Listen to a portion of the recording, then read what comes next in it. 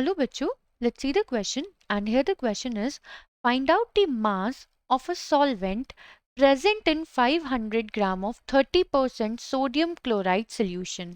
बच्चों यहाँ पे इस क्वेश्चन में हमें बोला जा रहा है कि हमें मास कैलकुलेट करना है सॉल्वेंट का जब हमारा सोल्यूशन का मास है कितना 500 ग्राम और उसमें हमने कितना सोडियम क्लोराइड ऐड किया हुआ है 30%। यानी कि बच्चों हमें यहाँ पे वेट परसेंटेज या फिर कह सकते हैं mass percentage of sodium chloride given है। तो चलिए बच्चों करते हैं इस क्वेश्चन को and first of all let's see the key concept for this question. तो यहाँ पे बच्चों हमें कैलकुलेट करना है मास ऑफ सॉल्वेंट। हमें क्या मालूम है बच्चों कि जो मास ऑफ सोल्यूशन होता है, मास ऑफ सोल्यूशन किसका सम होता है, that is equals to mass of solute plus mass of solvent. तो बच्चों अगर हम यहाँ पे देखें क्वेश्चन में, यहाँ पे बहुत ध्यान से अगर हम देखें तो हमें मास ऑफ सोल्यूशन तो गिवन है 500 ग्राम। अगर बच्चों हम कैसे भी करके मास ऑफ सोल्यूट को पता लगा ले तो हमें mass of solvent easily find out हो जाएगा। बिल्कुल। तो यहाँ पे बच्चों हमें वेट परसेंटेज गिवन है, वेट परसेंटेज गिवन है,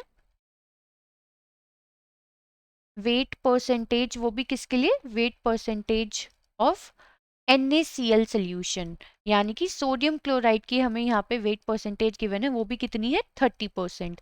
तो हमें क्या मालूम है बच्चों, जो मास परसेंटेज होता है, वेट परसेंटेज होता है, इसका फॉर्मूला क्या होता है, weight percentage is equals to weight of solute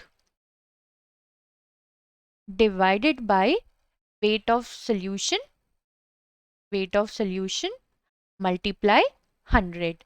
तो बच्चों हमें मास ऑफ सोल्यूशन तो ऑलरेडी गिवन है यहाँ पे 500 और हमें वेट परसेंटेज भी गिवन है, तो हम यहाँ पे 30 पुट करेंगे।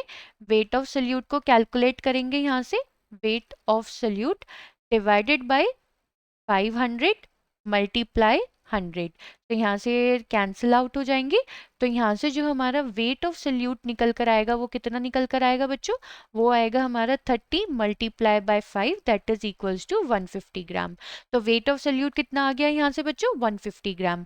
अब हमें मास ऑफ सोल्यूशन पता है, मास ऑफ सोल्यूट पता है, तो हम मास ऑफ सॉल्वेंट इजीली कैलकुलेट कर लेंगे। तो ये है बच्चों हमारा फॉर्मूला 1।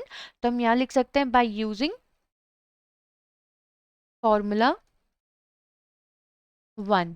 तो यहाँ पे बच्चों हमारा मास ऑफ सोल्यूशन है 500 ग्राम, मास ऑफ सोल्यूट हमें मिला है यहाँ पे 150 ग्राम और मास ऑफ सॉल्वेंट हमें कैलकुलेट करना है।